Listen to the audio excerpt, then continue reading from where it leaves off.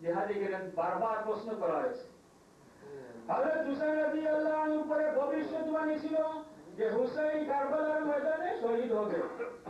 হযরত উম্মাহাতুল মুমিনিন হযরত সালমা রাদিয়াল্লাহু তাআলা আনহা যখন হযরত হুসাইন রাদিয়াল্লাহু যেদিন শহীদ হয়ে গেলেন, তখন এক মুষ্টি রাসূলুল্লাহ সাল্লাল্লাহু আলাইহি ওয়াসাল্লাম সালমা রাদিয়াল্লাহু আনহার কাছে এক মুষ্টি মাটি দিয়ে বলেছিলেন, যেদিন এই মাটির রংটা কালারটা লাল হয়ে যাবে, সেই দিন মনে করবে যে আমার হুসেন শহীদ হয়ে গেছে। সুবহানাল্লাহ। রাসূলুল্লাহ সাল্লাল্লাহু আলাইহি ওয়াসাল্লামের কাছে সেই খবর ছিল।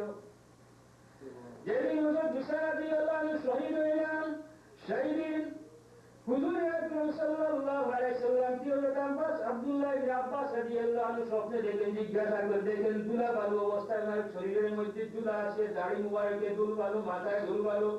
জিজ্ঞাসা করলেন, ইয়া রাসূলুল্লাহ, আপনি দুলা বালু অবস্থায় কোথা থেকে আসছেন? হুজুর আকরাম সাল্লাল্লাহু আলাইহি ওয়াসাল্লাম বলেন, এইমাত্র আমি কারবালার ময়দান থেকে আসতেছি, আমার কলিজার জিগর আমার হুসেনকে শহীদ করা হয়ে গেছে। রাসূলুল্লাহ সাল্লাল্লাহু আলাইহি ওয়াসাল্লামের কলিজার জিগর, কলিজার টুকরা হযরত হুসাইন রাদিয়াল্লাহু আনহুকে কিভাবে অসহায় অবস্থায়, হুসাইন রাদিয়াল্লাহু আনহু কি সে তারা দাওয়াত দিয়ে তারা নিয়েছিল কুফার লোকেরা। প্রায় 1600-1700 চিঠি পাঠিয়েছিল হযরত হুসাইন রাদিয়াল্লাহু আনহুর কাছে। তখন হুসাইন রাদিয়াল্লাহু আনহু চিঠি পেয়ে হযরত মুসলিম বিন আকিল রাদিয়াল্লাহু আনহুকে উনাকে পাঠাইলেন যে তুমি প্রথমে যাও, সেখানে অবস্থা তুমি লক্ষ্য করে পরিলক্ষিত করে তারপরে আমাকে জানাবে, যদি প্রয়োজন মনে করো তাহলে আমি সেখানে যাব। হযরত মুসলিম বিন আকিল যখন কুফা শহরে পৌঁছলেন, কয়েকদিনের মধ্যেই যখন উনি গিয়ে ঘোষণা দিলেন এবং হযরত হুসাইন রাদিয়াল্লাহু আনহু চিঠি লিখে দিলেন যে আমার পরিবর্তে আমি আমার ভাই মুসলিমকে পাঠিয়েছি, যদি সে সেখানকার অবস্থা দেখে আমাকে বলে যে অবস্থা আমার পক্ষে, তাহলে আমি চলে আসবো এবং তোমরা আমার পক্ষে তার হাতে বয়াত নিয়ে নিবে। হযরত মুসলিম বিন আকিল সেখানে যখন চলে গেলেন, গিয়ে চিঠি দিলেন, সবাই চিঠি পড়ে আর কাঁদে। হুসাইন রাদিয়াল্লাহু আনহুর জন্য কাঁদে। কয়েকদিনের মধ্যে প্রায় 18,000 লোক মুসলিম বিন আকিলের হাতে হুসাইন রাদিয়াল্লাহু আনহুর পক্ষে বয়াত করে নেয়, মুসলিম বিন আকিলের হাতে। এইভাবে দিন দিন সংখ্যা বাড়তে থাকে।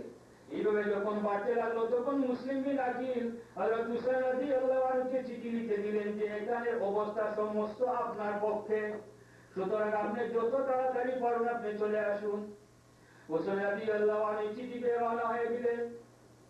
হযরত আব্দুল্লাহ ইবনে আব্বাস রাদিয়াল্লাহু আনহু যখন সংবাদ পেলেন যে হুসাইন রাদিয়াল্লাহু আনহু কারবালা কুফায় যাওয়ার জন্য রওনা হয়ে গেছেন, আব্দুল্লাহ ইবনে আব্বাস রাদিয়াল্লাহু আনহু হুসাইন রাদিয়াল্লাহু আনহুকে বললেন যে আমি শুনতেছি আপনি নাকি কুফায় যাইতেছেন। হযরত হুসাইন রাদিয়াল্লাহু আনহু বলেন, হ্যাঁ আমি যাইতেছি। আব্দুল্লাহ ইবনে আব্বাস রাদিয়াল্লাহু আনহু বলেন, আমি আপনাকে নিষেধ করতেছি, আপনি ওই দিকে রওনা দিবেন না। সেখানকার আপনি খবর নেন, যারা আপনাকে যাওয়ার জন্য দাওয়াত দিয়েছে তাদের উপরে যে খলিফা আছে, ওকে তারা ক্ষমতা থেকে সরাইয়া দিয়েছে, অথবা ওদের সাথে কি তারা কোন বিদ্রোহ ঘোষণা করেছে। যদি ওকে তাদের উপর থেকে সরাইয়া থাকে অথবা ওর সাথে তারা বিদ্রোহ করতে থাকে, তাহলে আপনি যান, না হয় আপনি যাবেন না।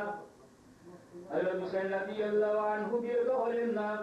এইভাবে আরো কয়েকজন হযরত আব্দুল্লাহ ইবনে মুতি, ওনারা সবাই মিলে হযরত হুসাইন রাদিয়াল্লাহু আনহুকে নিষেধ করলেন। শেষ পর্যন্ত হেজাজের গভর্নর যিনি ছিলেন, ওনাকে আব্দুল্লাহ ইবনে আব্বাস রাদিয়াল্লাহু আনহু বললেন যে আপনি একটা চিঠি লিখে দেন যে আপনি হুসাইন রাদিয়াল্লাহু আনহু নিরাপত্তা এখানে দিবেন। ওই গভর্নর আব্দুল্লাহ ইবনে আব্বাস রাদিয়াল্লাহু আনহুকে বললেন যে আমি দস্তখত দিয়ে দিলাম, সিল দিয়ে দিলাম, আপনি যা লিখার লিখে নেন। আমি শুধু গভর্নর, যিনি হেজাজের গভর্নর যিনি ছিলেন মক্কা শরীফে, উনি বললেন, আব্দুল্লাহ ইবনে আব্বাস রাদিয়াল্লাহু আনহু বললেন যে আমি সিল এবং দস্তখত দিয়ে দিলাম, এর উপরে হুসাইনের জন্য আপনি যা লেখা, যতটুকু নিরাপত্তা প্রয়োজন মনে করেন আপনি লিখে নেন। হযরত আব্দুল্লাহ ইবনে আব্বাস রাদিয়াল্লাহু আনহু ওনার ছেলেকে দিয়ে হুসাইন রাদিয়াল্লাহু আনহুর কাছে চিঠি পাঠিয়ে দিলেন এবং বললেন যে আমিও আসতেছি। চিঠি লিখতেন আর বললেন আমিও আসতেছি।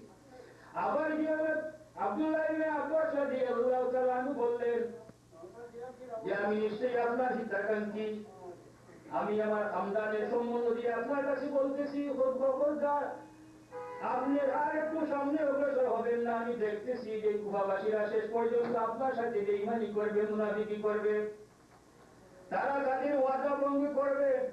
আপনি এক কাজ করুন, আপনি কোন ওইদিকে না গিয়ে আপনি এমন দেশে চলে যান সেখানে আপনার আব্বার অনুসারী আছে, মহব্বতের লোক আছে, সেখানে গিয়ে আপনি লোক জোগাড় করবেন এবং সেখান থেকে পরে যেটা করার করবেন। হুসাইন রাদিয়াল্লাহু আনহু বলেন যে আমি এখন রওনা হয়ে গেছি, প্রতিজ্ঞা করে ফেলছি, আমার আর এই সিদ্ধান্তকে আমি পাল্টাইতে পারবো না। শেষ পর্যন্ত আব্দুল্লাহ ইবনে আব্বাস রাদিয়াল্লাহু আনহু বলেন আপনি এক কাজ করেন, তাহলে আপনি যান, আপনার পরিবারের আহলে বাইতের মহিলা যারা আছে তাদেরকে নিয়ে যাবেন না, ওদেরকে নিয়ে যাবেন না। হযরত আব্দুল্লাহ ইবনে আব্বাস রাদিয়াল্লাহু আনহু বললেন যে মহিলাদের অন্তত আপনি কাজ করেন, মহিলাদেরকে রেখে যান। তিনি হযরত হুসাইন রাদিয়াল্লাহু আনহু রওনা হয়ে যান। রওনা এদিকে হযরত হুসাইন রাদিয়াল্লাহু আনহু রওনা হয়ে গেছেন, ওইদিকে হুসাইন রাদিয়াল্লাহু আনহু রওনা হয়ে গেছেন, ওইদিকে কুফাতে মুসলিমদের আমিরের সাথে লোক যোগাযোগ করতেছে। ওখানকার গভর্নর যে ছিল বশির, নুরমান ইবনে বশির ছিল কুফার গভর্নর, তার কাছেই সংবাদ পৌঁছলো যে মুসলিমদের আমিরের কাছে হুসাইনের পক্ষে লোকেরা বয়াত করতেছে।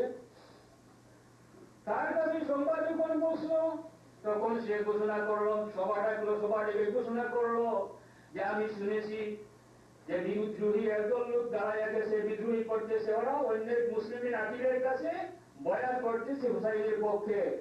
আমি কারো কাছে সাথে যুদ্ধ করতে চাই না, আমি ফিতনা ফসাদ পছন্দ করি না, সুতরাং তোমরা এইগুলা থেকে দূরে থাকবা, যদি কাউকে পাওয়া যায় তাহলে তাদেরকে শাস্তি দেওয়ার ঘোষণা দিয়ে দিল।